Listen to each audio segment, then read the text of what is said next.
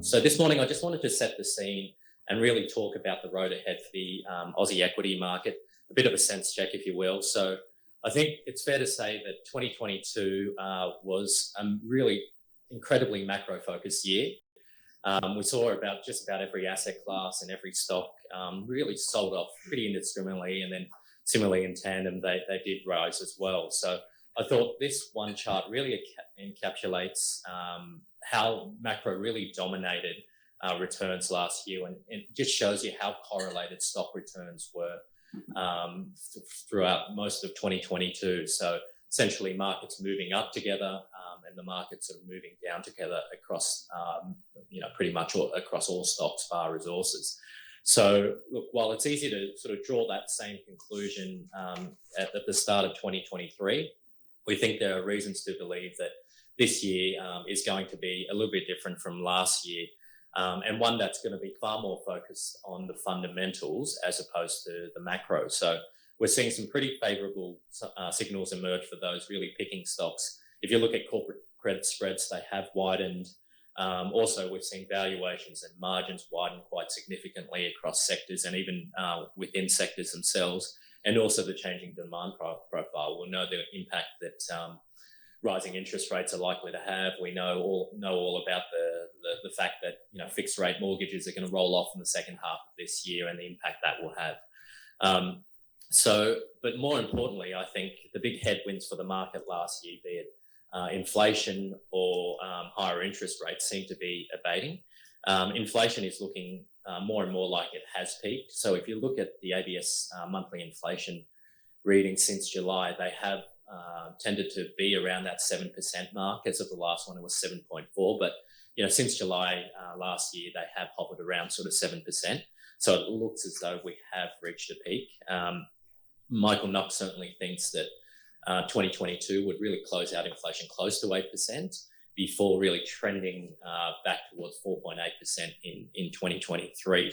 So it then follows that interest rate expectations have also settled at much lower levels. So the chart on your right gives you a look at swap pricing over the course of 2023. And what you can see here, by mid this year, by July, August, the cash rate is expected to end at 3.8%. So that implies another 3 interest rate rises from here, implied by the swap curve. And this was down from 4.1% just 3 months ago in October, or 4.3% in September last year. So, but either way, we are much closer to the end of the rate tightening cycle than the beginning of it. So that headwind for the market is certainly abating. The other key macro concern was, of course, valuations. And of course, we've seen the big valuation reset throughout 2022 and at the end of 2021. And here what we tried to do was separate the resource sector, because it tends to distort the headline index. So if you look at just the ASX industrials, it's trading at 16.8 times.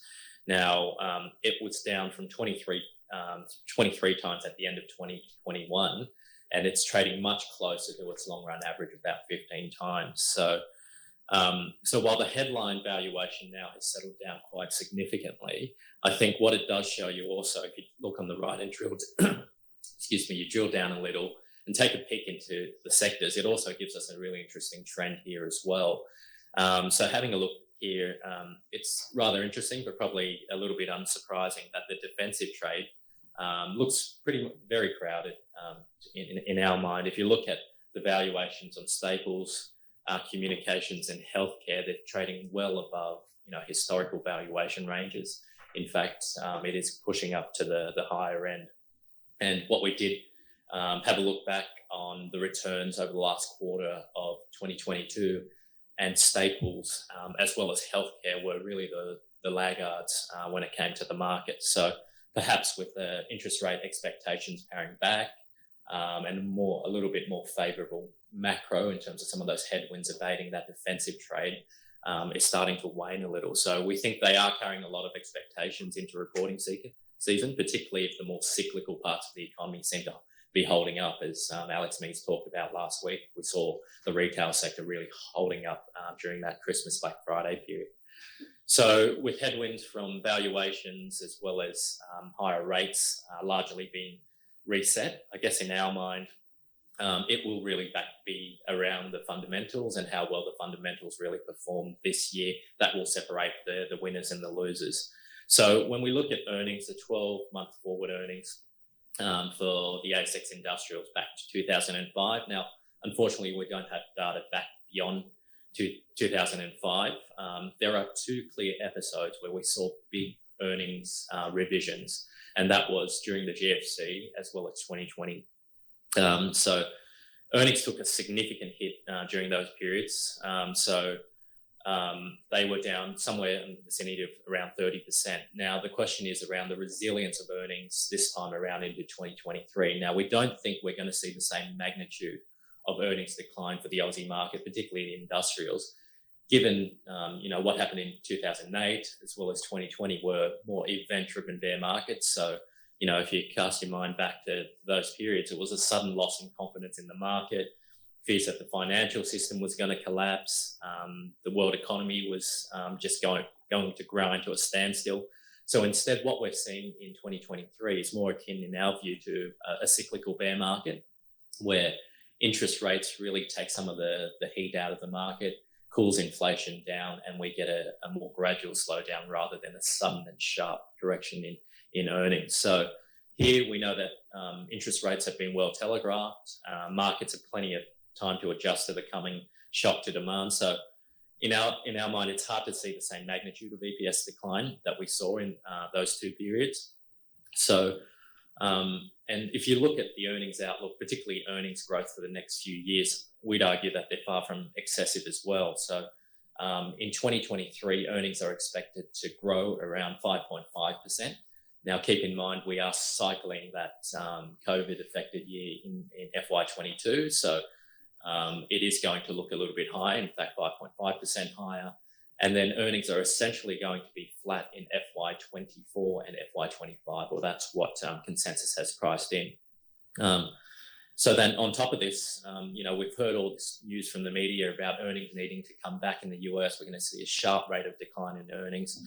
Well, maybe that is the case in the US, but if you look at the Aussie market, and a reminder why we do prefer the Aussie market from an asset allocation point of view as well, the Aussie market in terms of earnings and the expectations that are baked in are far closer to the reality of what's happening on the ground than perhaps some of the other geographies. And that the table on your right gives you an idea of the earnings revisions to the Aussie market versus developed market peers, as well as emerging markets. And you can see here, 5 of the 6 cyclical sectors of the ASX have in fact seen positive earnings revisions. So if you look across, energy, industrials, consumer discretionary, financials, and IT, we've seen earnings revisions on the upside over the past 6 months. Now, contrast that to what we've seen around the world. So I would argue that the Aussie forecasts are far closer to reality.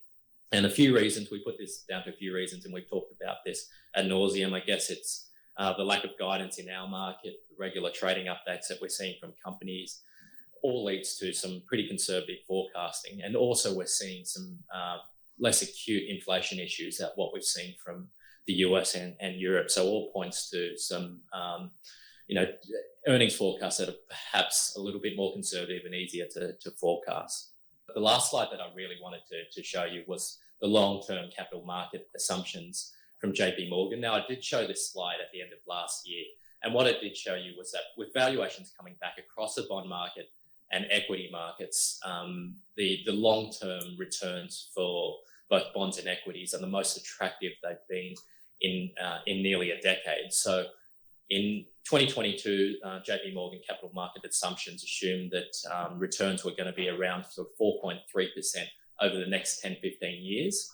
Now, fast forward to the start of 2023, that increased nearly 300 points to 7.2% returns over the next 10 years for a typical 60-40 portfolio. So I think it's a really good slide to remind you that, and your clients that, really the importance of long-term thinking and just how far valuations have come back, and really looking past the importance of looking past the short-term noise that we're hearing in the market. So finally, just on the reporting season preview as well. Have a look out for that, what's coming out over the next few weeks, where the analysts are currently working on putting together the preview of the 100-odd stocks that are going to report in February. So one-page summary of what to look for, where consensus sits, as well as all the key themes looking into reporting season. So we'll have what we covered this morning and more. So that will be out in a few weeks' time.